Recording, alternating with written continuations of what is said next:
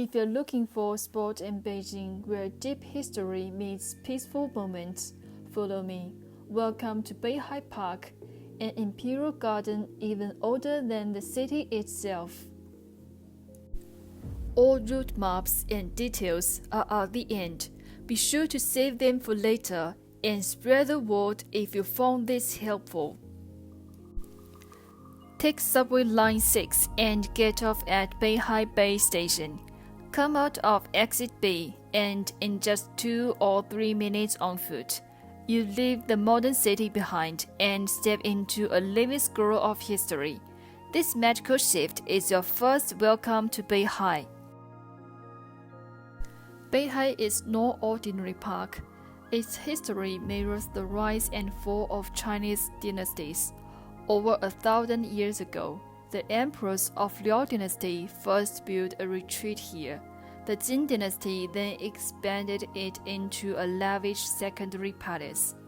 By the Yuan dynasty, it was known as Taiyechi and formed the watery royal heart of Dadu, then the world's largest capital.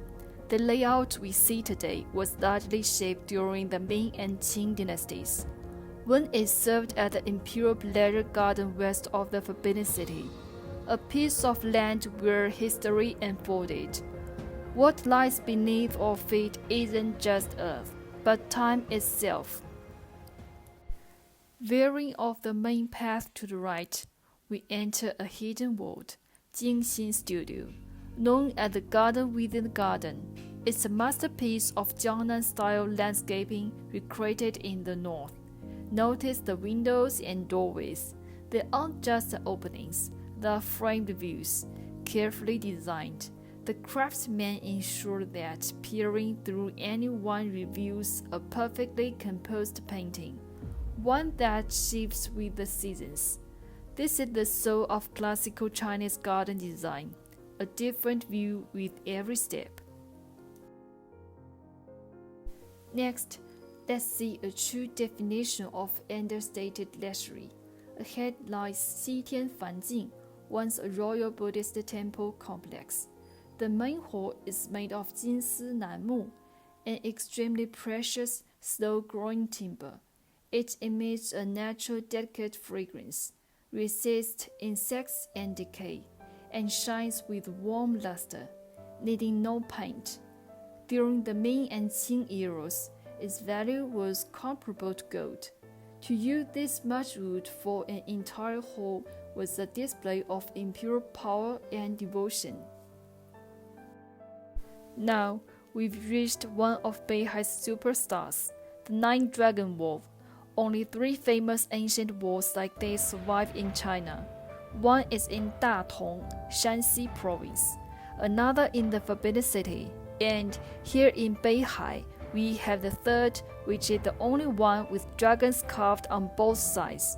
But here's what makes it even more special. Look closely at the roof ridges and under the eaves. Hundreds of smaller dragons are hidden there. Next time, why not challenge your friends to a game?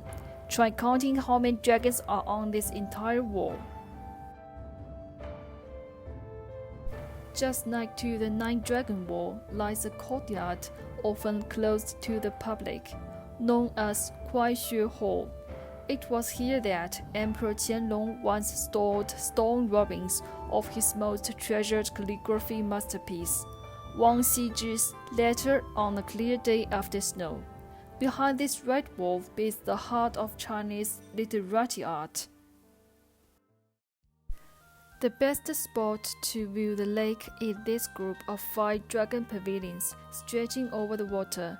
Sitting here with a breeze, watching boats glide by is a favorite local pastime. For closer experience on the water, you can spend 20 yuan here to take a large boat, or spend 5 yuan to take a small boat from the west bank to Chunghua Island. If the ferry service is closed due to winter or bad weather, you can simply exit through the park's west gate, then re-enter from the south gate. Welcome to Chunghua Island, the true visual and spiritual heart of this imperial garden. Crowning the hill is the White Pagoda, a Tibetan-style stupa. Its pure white body stands for purity and peace, while its golden peak glistens in the sun. At the island's landmark, this towering, snow-white structure looks like a shining pool over the lake from afar. It's not just a perfect vantage point to overlook the lakes and mountains. It's also a powerful witness to the Imperial past. Below the pagoda, be sure to look for the Junhua Island Spring Shade Stele.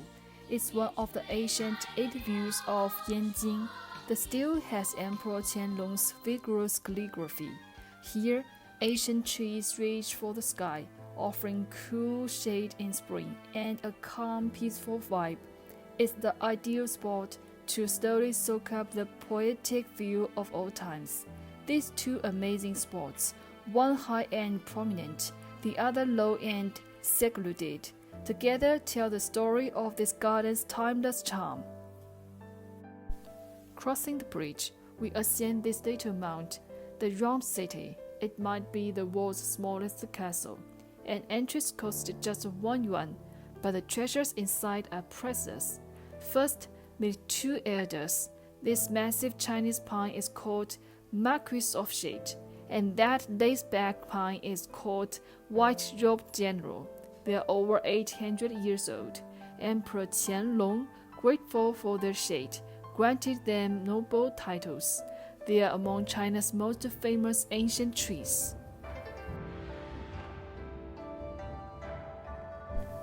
Inside the hall, the Round City's second treasure is a 1.6-meter tall white jade Buddha, a masterpiece of Qing dynasty carving. Its serene expression and flowing robes showcase the pinnacle of jade artistry.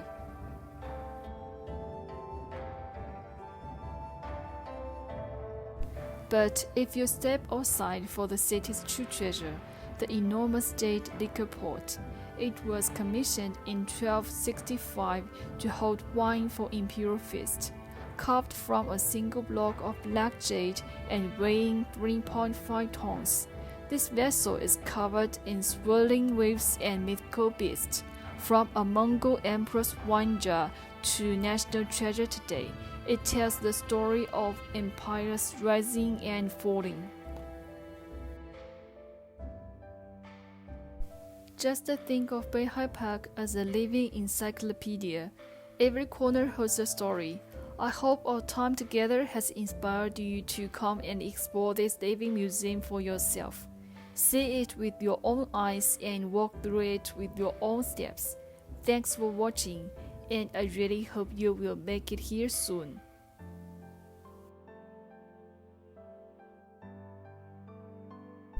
I hope you found this video useful. Be sure to leave a like and let me know in the comments. Don't forget to hit the subscribe button so you won't miss out on more local experiences. See you soon.